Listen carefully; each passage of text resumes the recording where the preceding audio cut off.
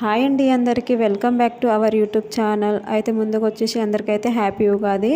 ఈ సంవత్సరం వచ్చేసి శ్రీ విశ్వవాసు నూతన సంవత్సర శుభాకాంక్షలు అండి అందరికైతే.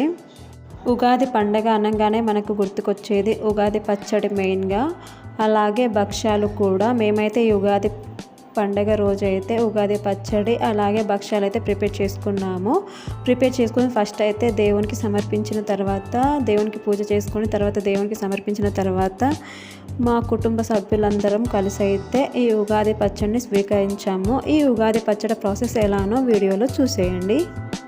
ఈ ఉగాది పచ్చడి అయితే 6 రుచులను కలిగి ఉంటుందండి. 6 అంటే 6 రకాల రుచులను అయితే కలిగి ఉగాది పచ్చడి అయితే ఉంటుంది. ఈ ఉగాది పచ్చడిని చేసేటప్పుడు అయితే కొత్త కుండలో చేయాలండి. కొత్త కుండ ఒకవేళ మీకు అవైలబుల్గా లేకపోతే కొత్త గిన్నెలో అయినా చేసుకోవచ్చు.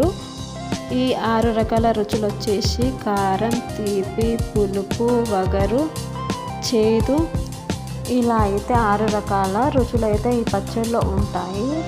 ఈ ప్రాసెస్ ఎలానో వీడియోలో చూసేయండి.